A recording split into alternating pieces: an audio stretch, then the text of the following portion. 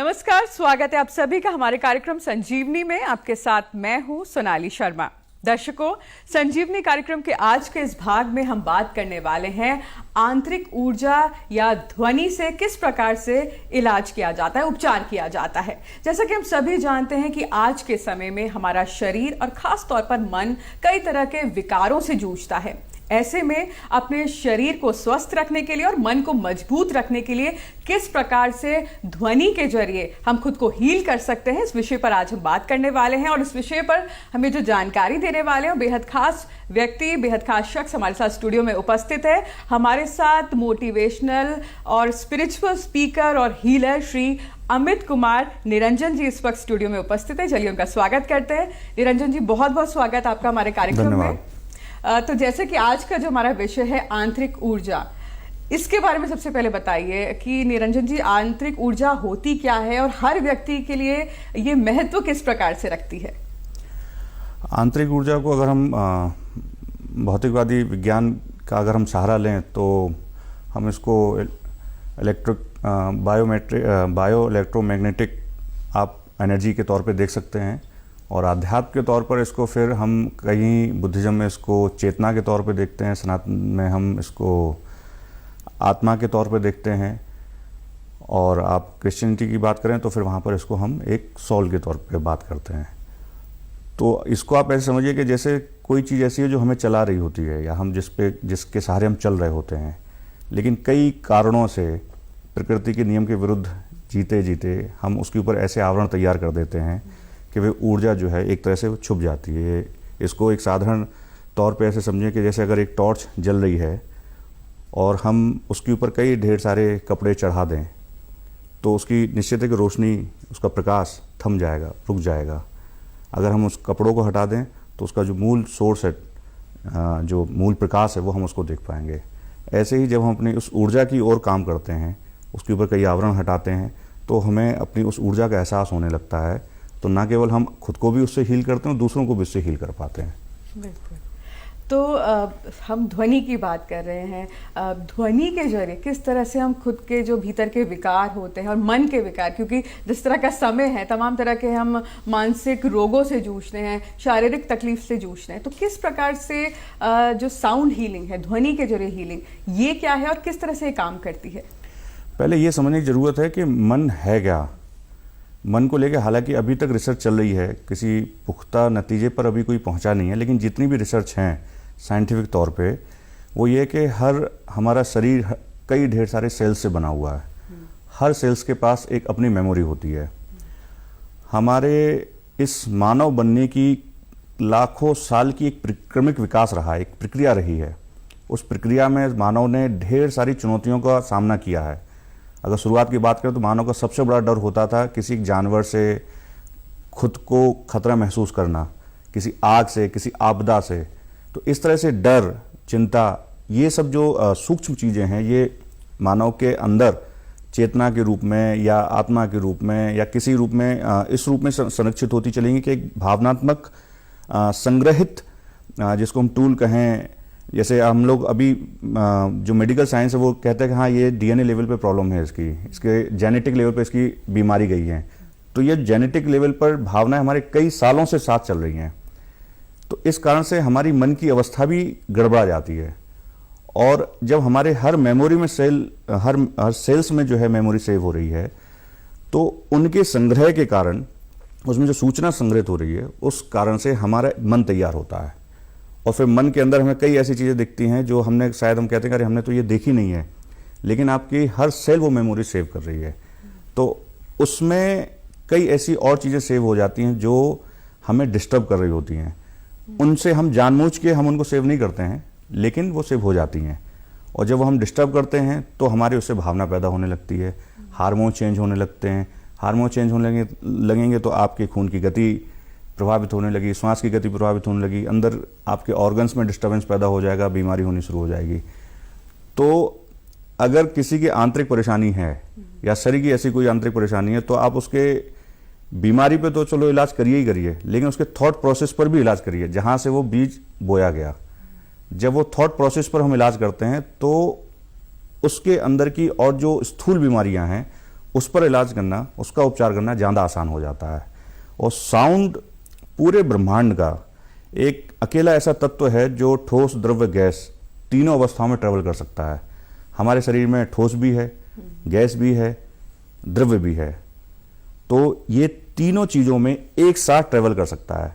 ना केवल अगर हम यहाँ से इसको प्ले करेंगे तो आपके पीछे 10 लोग पीछे अगर खड़े हैं एक साथ, तो आखिरी 10वें व्यक्ति को भी उसकी ध्वनि और वाइब्रेशन महसूस होगी। तो ये ना केवल आपके हड्डी, आपके लार्वा, आपके खून, आपके डीएनए लेवल तक को ये इम्प्रूव करती है। बिल्कुल। और यानी कि जो हमारे सेल्स हैं उनमें जो मेमोरी आप बता रहे हैं, जो सकारात्मक या नकारात्मक खास तौर पर जो ऐसी मेमोरीज होती है, उनको कहीं ना कहीं खत्म करने का, उसमें आमतौर पे होता ये कि जैसे इसको हम बोलते हैं साइकोसोमोटोपेन बोलते हैं। यानी कि कभी कोई चोट लगी हमको और उस चोट के कारण उस समय हम बड़े दर्द से गुजरे, तो वो मेमोरी में जो है ना उतना दर्द सेव हो गया। अब जब दर्द तो वो रिकवरी कर गया, लेकिन वो दर्द सेव रह गया अपनी जगह, क्योंकि हमने उस पर बहुत ज़्यादा फोकस किया, आसक्ति बहुत ज़्यादा लगाई, बहुत ज़्यादा ध्यान दिया, समय बहुत ज़्यादा लगाया, तो वो सेव हो गया। ये साइकोसोमोटोपेन को एकदम से रिलीज करता है, क्योंकि सूक्ष्म चीज़ है तो सूक्ष्म चीज़ से ही रिलीज होगी ये। जैसे ही हम उस पर वर्क करते हैं, आपका जो पेन है, फर्ज करिए पेन का जो एक क्वांटिटी है वो 10 यूनिट है, उस प्रोसेस पे काम करते हैं तो आपका घट के केवल 1 या 2 यूनिट ही रह जाता है वो। तो ये साउंड का काम होता है उस लेवल पे काम करने के लिए। बिल्कुल। ये जो पद्धति है आपकी साउंड हीलिंग की, तो ये कितने वर्षों पुरानी है, कहाँ से इसका उत्पन्न हुआ और किस तरह से ये भारत में, किस तरह से साउंड हीलिंग आज के समय में भारत में कहाँ कहाँ पर की जाती है, इस पर थोड़ी जानकारी आपको ये जान के बड़ा आश्चर्य होगा कि ये जो बाउल आप देख रहे हैं सामने, ये बाउल अभी भी छत्तीसगढ़, झारखंड और बंगाल में खाने के तौर पे यूज़ होते हैं। पहले जो संत परंपरा थी, उस परंपरा में ये था कि वो भिक्षु के तौर पे बाहर जाते थे, दान मांगते थे और अपना पेट भरते थे। उनमें इन बाउल का इस्तेमाल होता था। उसके पहले भी नाद योग का एक पद्धति डेवलप हुई थी कि ध्वनि के माध्यम से हम योग विकसित हुआ था, जिसमें आपका शंख था, इसमें आपकी घंटियां थी, कई तरह की आपकी इवन जो बारिश होती है उसकी जो आवाज़ होती है वो भी ध्वनि नाद योग का ही एक हिस्सा है। ये नाद योग ध्वनि के माध्यम से उपचार की प्रक्रिया तो बहुत पहले से चल रही है, लेकिन जब ये बाउल का यूज होना शुरू हुआ, वो भी यूज ऐसा शुरू हुआ क्योंकि ये भारत में, बंगाल में ही बनते हैं बाउल ये ज़्यादातर। ये हम लोग इसको तिब्बतन बाउल कई लोग बोलते हैं, इसको नेपाली बाउल कई लोग बोलते हैं, हिमालयन बाउल कई लोग बोलते हैं। इसको सबसे ज़्यादा यूज किया तिब्बती जो बौद्ध भिक्षु थे, वो बौद्ध गुरु थे, उन्होंने सबसे ज़्यादा यूज करना शुरू किया मेडिटेशन से। क्योंकि एक रिसर्च में ये आया है कि जब हम मेडिटेशन करते हैं तो मेडिटेशन करने वाला व्यक्ति एकदम से उसके ब्रेन की स्टेज जो है ना थीटा लेवल तक जाती है। जब आप इसको प्ले करते हैं तो आप थीटा लेवल तक पहुंचने की कंडीशन में आप आ जाते हैं, तो आपका मेडिटेशन जो है बहुत जल्दी लग जाता है। कभी कभी आपको मेडिटेशन की गहराई में उतरने में आधा घंटा, पौन घंटा लगता है। इसके प्ले करने के बाद आप 5 या 10 मिनट में ही आप मेडिटेशन में चले जाते हैं। उनके यूज करने के कारण, तिब्बती गुरुओं के यूज करने के कारण इसको तिब्बतन बाउल कहा जाने लगा। अदरवाइज ये बनते भी भारत में हैं। ये नाद योग का एक मॉडर्न रूप समझ लीजिए। इसी चीज को जब यूएस और यूरोप में यूज किया जाता है तो ये क्रिस्टल बॉल बन जाते हैं और वहां पर इनकी जगह फिर क्रिस्टल बॉल ले लेते हैं, उनको फिर बाकायदा प्ले किया जाता है। वहाँ चक्रास, बैलेंसिंग और कई तरह की चीज़ें चलती हैं। तो इसको ये एक दावा करना कि ये किस कंट्री में उपजा, ये अभी कहना थोड़ा कठिन है, लेकिन हाँ, इसका जो मूल सोर्स है वो नाद योग है। मूल सोर्स तो इसका नाद योग है। जापान, थाईलैंड, नेपाल, इन सब में ज़्यादा प्रचलन में है, लेकिन इसकी जो ब्रांडिंग सबसे ज़्यादा अगर हुई है तो वो यूएस और यूरोप की वजह से हुई है, क्योंकि उन्होंने इसको प्रोफेशनली यूज़ किया। इसको यूज़ करने के लिए वहाँ पर कोर्सेज होते हैं, लाइसेंस लेना पड़ता है और बाकायदा इसके लिए 3 घंटे की कंटेम्प्रेरी प्रैक्टिस, यानी कि उसको उन्होंने स्पिरिचुअल प्रैक्टिस के बजाय कंटेम्प्रेरी प्रैक्टिस कहा गया, वो अनिवार्य किया हुआ है। अभी भारत में ऐसा ऑर्गेनाइज तौर पे कुछ भी नहीं है। बिल्कुल। तो जानेंगे निरंजन जी आपसे कि किन किन बीमारियों के उपचार में ये कारगर होता है, ये ध्वनि थेरेपी जो है या ध्वनि की जो हीलिंग प्रोसेस है, तो किन किन बीमारियों के लिए ये उनको पेशेंट्स को ठीक कर सकती है, या मन की शांति की तो हम बात कर ही रहे हैं, आपने बताया कि मेडिटेशन के बाद अगर इसके साथ किया जाए तो वो और अच्छे इफेक्ट्स देता है, लेकिन अगर रोगों की बात की जाए तो उनमें कितना कारगर है ये उपचार? इसको किसी एक रोग या किसी खास किस्म के रोग से बांधना ठीक नहीं है। जितना हमने समझा है, जितना इस पर रिसर्च किया है, जितने केसेस डील किए हैं, आप जो भी करते हैं सब आपके मन में उपजे हुए विचारों के कारण ही करते हैं। तो सबसे पहला जो सोर्स है हर चीज का वो आपके विचार हैं। तो आपको उसके रूट तक पहुंचना पड़ता है पहले। आप जब उसके रूट पे जाके आप इलाज कर रहे होते तो आप हर वो चीज ठीक कर पाते हैं जो आपको पेनफुल लगती है। आप अपने परिवार के रिश्ते से ठीक कर सकते हैं। मैंने एक केस डील किया था जिसमें एक बच्चा था, वो हकलाता था, 8 साल की उसकी उम्र थी। तो उसके हकलाने की प्रॉब्लम को मैंने उस पर उपचार नहीं किया इसका, मैंने उनकी फैमिली मेंबर्स पर उपचार किया। मैंने उनके पेरेंट्स से कहा कि आप लोग आकर के हीलिंग लीजिए। क्यों? क्योंकि उसके अंदर जो है अपने पिता का कोई बहुत पुरानी घटना बैठी हुई थी जिससे वो डर गया था। उस कारण से उसने बड़बड़ाना शुरू कर दिया, फिर उसकी हैबिट बन गई, फिर उसकी मेमोरी बन गई। जब उनके माँ बाप पर उपचार शुरू किया, 15 दिन उनको अपने फॉलोअप में रखा, उनका तो लेवल बढ़ा ही बढ़ा, बच्चे की ऑटोमेटिकली हकलाना बंद हो गया। सिंपल सी चीज है, बहुत बेसिक चीज, कि आप मन के स्तर पे शांत हो जाएंगे, आपकी और चीजों की रिकवरी ऑटोमेटिकली होने लगेगी, क्योंकि बॉडी अपने आप हील करती है। इसको हम कहीं बाहर से हील नहीं करते हैं। और जो हील करने का मेन सोर्स क्या है, मेन कारण क्या है? मन का शांत होना। सिंपल सा फंडा है ये। मन को शांत करिए, विचारों को न्यूट्रलाइज करिए, सब चीजों की हीलिंग आपकी शुरू हो जाएगी। बिल्कुल। तो प्रोसेस किस तरह से होता है? मान लीजिए एक पेशेंट आपके पास आया है और किसी न किसी समस्या से वो ग्रसित है या किसी विकार से वो ग्रसित है, तो कितना समय अमूमन एक लगता है और कितना इसका जो क्रिया होती है या कितनी सिटिंग्स चाहिए होती हैं अलग अलग पेशेंट्स को? इसको पेशेंट शब्द हम यूज नहीं करते हैं, हम जिज्ञासु शब्द यूज करते हैं जी। क्योंकि हमारे भारत में मानसिक बीमारी पर बात करना, मानसिक विकारों पर बात करना यही दृष्टि से देखा जाता है। तो जो व्यक्ति आ रहा है तो हम उसको जिज्ञासु ही कहेंगे, क्योंकि वो खुद दुरुस्त होने आ रहा है। इस चीज का इस्तेमाल बीमारी के लिए छोड़िए, आप आध्यात्मिक तरक्की के लिए भी कर सकते हैं, अपना स्तर बढ़ाने के लिए भी कर सकते हैं। आपकी जो स्थिति है, अगर आप -10 की स्थिति में हैं तो आप 0 पर आ जाएंगे, आप 0 पर हैं तो +10 पर आप आ जाएंगे। इसलिए पेशेंट कहना एक तरह से ठीक नहीं है। हाँ, हमें उसके स्तर को बढ़ाना है, ये जरूर है। तो अगर एक नॉर्मल पेशेंट है, एक ऐसा बंदा आया जिसने कहा थोड़ा सा हल्का सा तनाव है मुझे और मैं ऑफिस में ध्यान नहीं लगा पा रहा हूँ, लेकिन उसको किसी भी तरह की कोई साइकोलॉजिकल और हेल्थ की कोई प्रॉब्लम नहीं है, फैमिली में ज़्यादा खटपट अगर नहीं है, तो उसके लिए 1 सेशंस काफ़ी हैं। लेकिन अगर किसी की साइकोलॉजिकल प्रॉब्लम है और उसमें कई अलग अलग तरह के इफेक्ट देखे जाते हैं, डिप्रेशन के, एंजाइटी के, इस तरह की अगर प्रॉब्लम है तो उसके लिए फिर 2 से 3 सिटिंग आपकी लगती हैं। और अगर वो प्रॉब्लम वैचारिक के बाद मानसिक में बदल जाती है और मानसिक के बाद फिर वो फिजिकल बदल जाती है, फिर ऐसे में 4 से 5 सिटिंग के साथ फॉलोअप की ज़रूरत बहुत होती है। एक केस आया था मेरे पास, 55 साल की महिला थी, उसका 30 साल पुराना एक कोई दर्द उभर के आया। उसको डकार की प्रॉब्लम, उसको डकार आती थी, नसों में खिंचाव होता था, पूरा सर से लेकर पैर तक जो है भयंकर दर्द होता था, हर 10 सेकंड उसको डकार आती थी। काउंसलिंग करते करते पता चला कि उसकी कोई 30 साल की कोई प्रॉब्लम थी जो उसने उस समय से लेकर अब तक वो अपने मन में बिठाई हुई थी। जब इस लेवल तक पहुंचे, काउंसलिंग लेवल तक, तो हमारी उसके लिए फिर 2 सिटिंग ही काफ़ी रही। लेकिन वहां तक पहुंचने के लिए भी हमको 2 महीने लग गए। कहने का मतलब कि जड़ तक पहुंचने में हमको 2 महीने लगे। तो 2 सिटिंग भी काफ़ी रही और उसके 30 साल पुरानी जो प्रॉब्लम थी वो ठीक हो गई। तो बात यह है कि साउंड हीलिंग अकेला काम नहीं करता है। मेरे इस पर एक भारत सरकार के साइंटिस्ट थे, उनसे मेरी बात हो रही थी। हमने कहा इसमें हम भारत में और पूरे वर्ल्ड में बड़ी विडंबना है कि मानसिक स्वास्थ्य पे वो बात कर रहे हैं जिनका खुद का मानसिक स्वास्थ्य ठीक नहीं है। तो सबसे पहली चीज आ जाती है इंटेंशन। आप खुद भी कितने शांत हैं। हम जब अंदर से खुद शांत रहेंगे तो सामने वाले से हम नॉर्मल बात भी करें तो स्वतः ही होना शुरू हो जाएगा। हम अंदर से अशांत रहेंगे, सामने वाले खूब अच्छी बातें करेंगे लेकिन अशांत रहेगा वो, क्योंकि इनर एनर्जी जिसको हम बोलते हैं। तो आपकी इनर एनर्जी प्योर होनी चाहिए, आप उस प्रक्रिया में होने चाहिए। फिर उसके बाद आप इसको प्ले करिए। हीलिंग तो आपको देख के हो सकती है, छू के हो सकती है, पढ़ के हो सकती है, महसूस करके भी हो सकती है।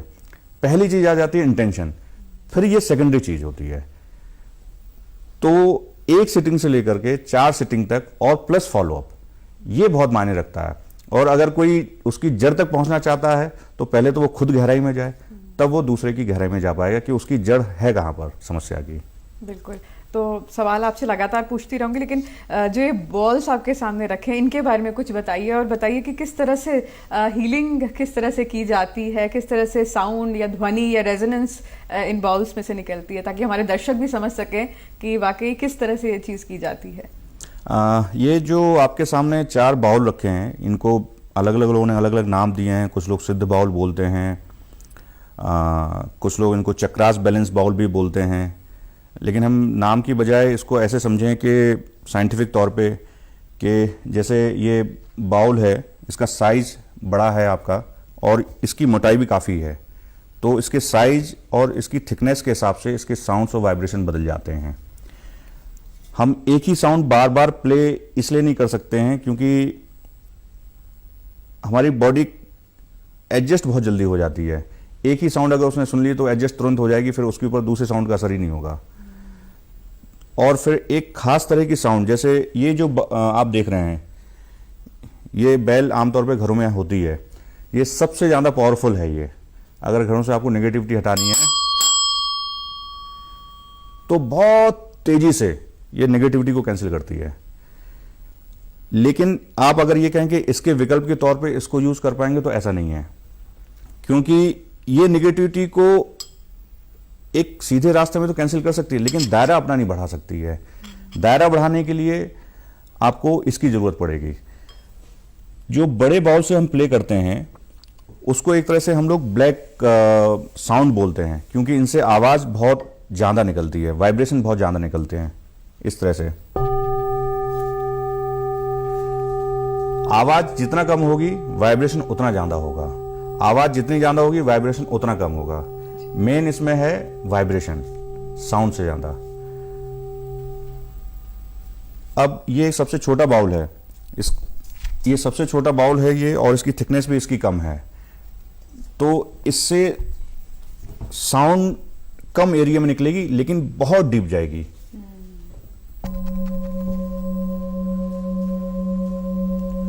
तो हमें जरूरत यह होती है कि डीप भी ले जाना है और पूरी बॉडी को कवर भी करना है। तो तब ये आपके ये जो साउंड एक साथ जब हम प्ले करते हैं अलग अलग रिदम पर, एक साउंड हमें डीप लेकर जा रहा है, यानी कि रास्ता क्लियर करता जा रहा है, एक साउंड सब चीजें कवर करता जा रहा है चारों तरफ से, वो दिखाता जा रहा है कि हाँ हम चारों तरफ से कवर करते जा रहे हैं। फिर अंदर और अगर कुछ चीजें छूट जाए तो बीच के ये हार्ट बॉल और यूनिवर्सल बॉल है वो आप कवर कर लेते हैं। तो मेन इसमें जो इसमें एक सेट और आता है जिसको हम मेडिटेशन बाउल बोलते हैं, लेकिन सबके जो नियम हैं, सबके जो प्रिंसिपल हैं वो एक जैसे ही हैं कि उसकी लेंथ, उसकी जो गोला, जो उसकी आकृति है, उसका जो थिकनेस है, उसके हिसाब से उसके साउंड और वाइब्रेशन बदल जाते हैं और सबको एक साथ प्ले करना पड़ता है। अगर आप बराबर यही साउंड प्ले करेंगे हार्ट बीट बढ़ने लगेगी। अगर आप सिर्फ यही साउंड प्ले करेंगे तो हार्ट बीट तो नहीं बढ़ेगी, लेकिन वो डीप में जाएगा, लेकिन शरीर के और दूसरे हिस्सों में फर्क नहीं पड़ेगा उसको। तो इसलिए आपको चारों की जरूरत पड़ती है, क्योंकि इसको जब यूज करते हैं एक खास रिदम पर, ये प्रैक्टिस करने पर ही आता है। कई लोग इस पे बताते हैं जो अनुभूतियां कि वो खुद को उड़ता हुआ महसूस करते हैं कि हम जमीन से उठ गए हैं। कुछ लोगों को शरीर में अलग हिस्से में कहीं पेन आ जाता है, लेकिन वो पेन वैसा होता है कि जब हम बहुत डीप जाते हैं, कहीं अंदर दर्द की मेमोरी छुपी है, लेकिन भागम भाग के कारण हम उसको नहीं पहचान पाए, वो एकदम से उभर के आ जाता है। वो ये दिखाता है कि आपके अंदर दर्द था, अब आप उसका इलाज करा लीजिए, वो दर्द उभर के आ गया, जिस कारण से आप टेंशन में थे, हमें पता नहीं टेंशन किस कारण से था, लेकिन वो उस पेन के कारण था। इस तरह से आपकी अपनी हीलिंग शुरू होती है। अब ये डिपेंड करता है जो हीलर है उसके इंटेंशन पर डिपेंड करता है, वो किस इंटेंशन से बढ़ा रहा है, चला रहा है। सबसे पहली शर्त इंटेंशन। क्या जब ध्वनि से आप लोग अपना उपचार शुरू करते हैं तो क्या कई बार कोई साइड इफेक्ट भी देखने को मिलता है? जैसे आपने अभी बताया कि कोई दर्द शुरू हो गया, तो कई बार ऐसा भी होता है लोगों में कि कोई चीज़ बढ़ जाए या नहीं कंट्रोल की जा सकती है, तो साइड इफेक्ट भी क्या ध्वनि इस हीलिंग प्रोसेस के देखने को मिलते हैं? चूंकि ये जो पूरा प्रोसेस होता है इसमें बॉडी को छुआ तो जाता नहीं है, ना ही कुछ भी इंजेक्ट किया जाता है, तो जानलेवा साइड इफेक्ट जैसी कोई चीज़ होती नहीं है इसमें। ये साइड इफेक्ट नहीं कहना चाहिए, ये कहना चाहिए कि कोई चीज़ आपके अंदर थी जो आप खुद नहीं देख पा रहे थे, वो उभर के आ गई, आपने उसको स्कैन कर दिया।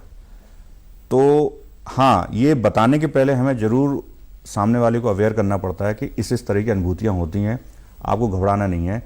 एक सज्जन आए थे, उनकी जब थेरेपी कर रहे थे, तो जब आए थे तो उन्होंने बताया कि यार मुझे ऐसा लग रहा था कि मैं उड़ रहा हूँ, लेकिन साथ में उन्होंने बताया कि लेफ्ट हैंड में ये छोटी उंगली में उनके पेन शुरू हुआ और बिल्कुल सुन्न हो गई थी वो। तो फिर बातचीत में फिर उन्होंने बताया कि दरअसल क्या था कि 4 साल पहले उनका ऑपरेशन हुआ था लेफ्ट साइड का, और वो ऑपरेशन पूरी तरह से रिकवर नहीं कर पाया था। अब स्ट्रेस में तो थे, लेकिन पता ही नहीं चल रहा था किस कारण से स्ट्रेस में थे। फिर उसके बाद उन्होंने इसका इलाज कराया, अब वो दर्द भी चला गया हमेशा के लिए, उनका स्ट्रेस भी कम हो गया। तो इसको साइड इफेक्ट के तौर पे देखने की बजाय इसको ये देखना चाहिए कि आप उसको अवेयर करें, और अवेयर करने के बाद फिर आप इसको प्ले करें। हाँ, ये जरूर है कि जैसे पेस मेकर जो लगाते हैं या जो प्रेग्नेंट महिलाएं हैं, उन पे डायरेक्ट जो है ना करें, या जिनके घाव खुले हुए हैं, जिनका फीवर बहुत तेज आ रहा है, तो उस समय नहीं करना चाहिए। बिल्कुल, और वो हीलर को अपने हीलर को बता दें कि अगर वो इस तरह हाँ की हाँ तकलीफ से बिल्कुल, गुजर ये हीलर की जिम्मेदारी बनती है कि उससे पहले पूछे, ये हीलर की जिम्मेदारी बनती है। निरंजन जी, इस पद्धति को सीखा कैसे जाता है? आपने कहाँ से सीखा, आपने कब सीखा, और आगे अगर किसी को सीखना हो तो साउंड हीलिंग कैसे सीखी जाती है? देखिए, 2 साल पहले तो मैं खुद डिप्रेशन में था, और अच्छी खासी नौकरी चल रही थी, डिप्रेशन में चला गया। नौकरी उस समय भी थी, इलाज ढूंढ रहे थे, 2 साइकोलॉजिस्ट से मेरा इलाज चल रहा था, और मैं तलाश रहा था कि क्या ऐसा करूं मैं जिससे जल्दी जल्दी उभर पाऊं, क्योंकि वो बड़े नरक का दौर था अपने आप में।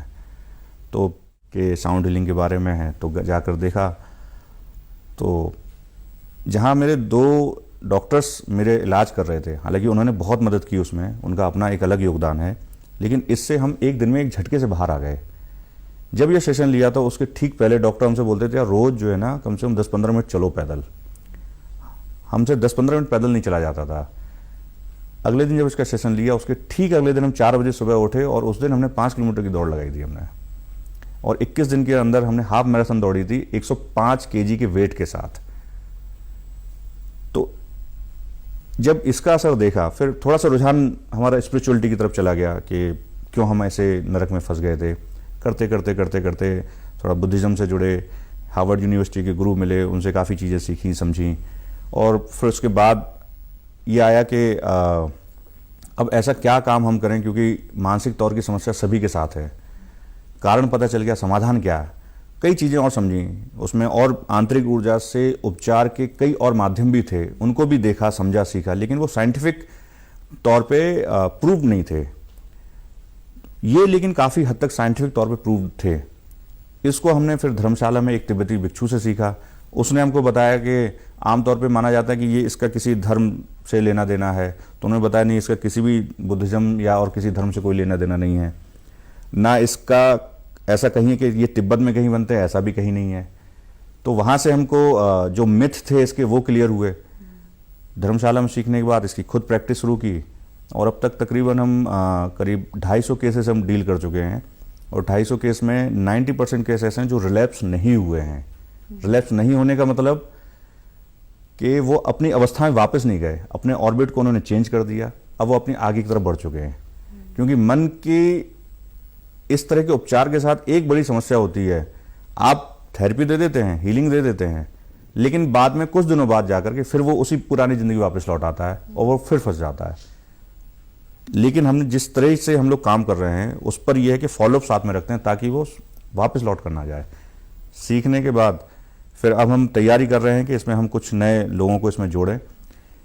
ये एक चीज़ जरूर कहेंगे आपके माध्यम से कि इस पर बहुत हमने रिसर्च की कि क्या भारत में इस तरह की प्रैक्टिस के लिए कोई लाइसेंस की ज़रूरत होती है, तो पता चला कि ऐसी कोई लाइसेंस की ज़रूरत है नहीं, लेकिन भारत में बहुत जगह चल रहा है ये, तो शायद भारत सरकार इस पर विचार करे। फिर इस पर पता किया कि क्या इन सब चीज़ों पर किस तरह के टैक्सेस लगते हैं, क्या इनकी सर्विसेज होती हैं, इसका भी कोई पैरामीटर नहीं। कोई एनजीओ पे चला रहा है, कोई प्राइवेट लिमिटेड पे चला रहा है, इस पर कुछ नहीं। यानी कि कुल मिला के बड़ा अनऑर्गेनाइज सेक्टर है, और लेकिन बड़ा इफेक्टिव सेक्टर है। कई कैंसर हॉस्पिटल्स, दिल्ली के, बेंगलुरु के कई बड़े हॉस्पिटल्स अपने यहाँ ये साउंड हीलर रख रहे हैं, ताकि उनके यहाँ जो ट्रीटमेंट लेने वाले लोग आ रहे हैं वो जल्दी रिकवर कर सकें। तो ये अनऑर्गेनाइज सेक्टर लेकिन इफेक्टिव सेक्टर जो है ये अभी भारत में चल रहा है, और जो सीख चुके होते हैं वही अब लोगों को सिखा रहे होते हैं। तो इसका अभी ऐसा कोई इंस्टीट्यूट भारत में नहीं है, लेकिन हाँ जर्मनी में है, यूके में है, यूरोप में है, वहाँ प्रोफेशनली इस चीज वहाँ प्रोफेशनली यूज होता है, प्रोफेशनली यूज होता है वहाँ पर। हाँ, तो भविष्य किस तरह से देख रहे हैं आप साउंड हीलिंग का? जिस तरह से आपने बताया कि भारत में भी ये चीज़ शुरू हो गई है, हालांकि कम लोगों को पता है, लेकिन अब जिन लोगों को पता है, जिन्होंने उपचार इस पद्धति से लिया है, तो उनके लिए बहुत इफेक्टिव साबित हो रही है। तो आने वाले समय में किस तरह का भविष्य आप साउंड हीलिंग का देख रहे हैं? साउंड हीलिंग का भविष्य एक हिस्सा है, हम समझते हैं जो अल्टरनेटिव थेरेपी है उसका भविष्य तो बहुत अच्छा होने वाला है, क्योंकि देखिए ये एक समाज का अपना एक क्रमिक विकास होता है, इसमें कोई बुराई भलाई वाली बात नहीं है, एक अपना क्रमिक विकास होता है। एक आयुर्वेद का एक अपना समय था, फिर एक अपना मॉडर्न साइंस आया, एक मॉडर्न थेरेपी आई, एलोपैथी आया, होम्योपैथी आया, सबके अपने अपने तरीकों से लोगों ने लोगों की मदद करने की कोशिश की उन्होंने। अल्टरनेटिव थेरेपी चूंकि इसमें इनर एनर्जी इंक्लूड है, आप अगर इसमें अपनी इनर एनर्जी इंक्लूड नहीं करेंगे, आप कोई भी इसको बजा सकता है, लेकिन अगर हीलर की अपनी इनर एनर्जी इंक्लूड नहीं है तो बस रिलैक्सिंग तो होगा लेकिन फायदा नहीं करेगा। तो इसका भविष्य साउंड हीलिंग का भी भविष्य है, अल्टरनेटिव थेरेपी उसका भी भविष्य है, क्योंकि ये सस्टेनेबल आपको रिजल्ट दे रही हैं, इसका साइड इफेक्ट नहीं है। आप किसी भी तरह की दवाई खाइए, आप एक बीमारी ठीक करते हैं उसके साथ दूसरी बीमारी खड़ी हो जाती है। ये एक बीमारी तो खत्म करती है लेकिन दूसरी बीमारी खड़ी नहीं करती है। इसलिए इसका भविष्य तो मुझे लगता है कि बहुत अच्छा है, क्योंकि अब चारों तरफ कोरोना के कारण जो बीमारी छुपी हुई थी वो उभर के आ गई। ऐसा नहीं कि कोरोना ने मानसिक तौर पर बीमार किया, ऐसा नहीं है, वो चीज़ पहले से थी, कोरोना ने उभार के रख दी वो चीज़। तो इसका भविष्य तो खैर अच्छा है। बिल्कुल। और चलते चलते आप हमारे दर्शकों को क्या सलाह देना चाहेंगे? आंतरिक ऊर्जा की एक बहुत महत्वपूर्ण ये ब्रांच है साउंड हीलिंग, तो क्या कहना चाहेंगे आप हमारे दर्शकों को जो खास तौर पर मानसिक जो रोग हैं उनसे जूझ रहे हैं या शारीरिक रोगों से जूझ रहे हैं, तो किस तरह से साउंड हीलिंग को लेकर आप उनको बताएंगे कुछ? साउंड हीलिंग से पहले हम ये कहेंगे कि दर्शकों को ये समझना चाहिए, आपके दर्शकों को, कि हर चीज़ हो आपके मन से रही है। आप जब परेशान होते हैं तो सबसे पहले मेडिटेशन आपका छूटता है, आप भले ही करते हो लेकिन सबसे पहले मेडिटेशन छूटता है। आप मन को दुरुस्त करने पर ध्यान दीजिए और चीज़ें अपने आप दुरुस्त होनी शुरू हो जाएंगी। हम क्या करते हैं, मन को दुरुस्त करने पर ध्यान देना छोड़ देते हैं और चीज़ें बिगड़नी शुरू हो जाती है, आदमी और उस दलदल में फंसता चला जाता है। सीधा सिंपल सी चीज़, मन पे ध्यान दीजिए, आपके रिश्ते ठीक होने लगेंगे, आपके ऑफिस के रिश्ते ठीक होने लगे, घर के रिश्ते ठीक होने लगेंगे, आर्थिक समस्या दूर हो जाएगी, स्वास्थ्य की समस्या दूर हो जाएगी। सब चीज़ें आपकी विचारों से जब जुड़ी हुई हैं तो उस पर ही काम क्यों ना किया जाए। तो पहली शर्त है आप अपने थॉट लेवल पर काम करिए, मन पर काम करिए। उसके बाद फिर इस तरह की चिकित्सा पद्धति को आजमाएं, फिर आप तेजी से आप रिकवर कर पाएंगे। तो पहले मन पे काम करिए और फिर इस ओर पे ज़्यादा ध्यान दीजिए, फिर हो सकता है हम तो कहेंगे कि इसकी जरूरत ही ना पड़े। बिल्कुल। तो शुक्रिया निरंजन जी, आप हमारे कार्यक्रम में आए, इतनी महत्वपूर्ण आपने जानकारी दी हमें, और जो ये साउंड थेरेपी है इसके बारे में आपने हमें और हमारे दर्शकों को जागरूक किया, उसके लिए बहुत बहुत शुक्रिया आपका। शुक्रिया, धन्यवाद। तो दर्शकों, उम्मीद करते हैं आपको आज का हमारा भाग बेहद पसंद आया होगा। अगली बार एक और हस्ती से आपकी मुलाकात कराएंगे, तब तक के लिए इजाजत दीजिए। नमस्कार।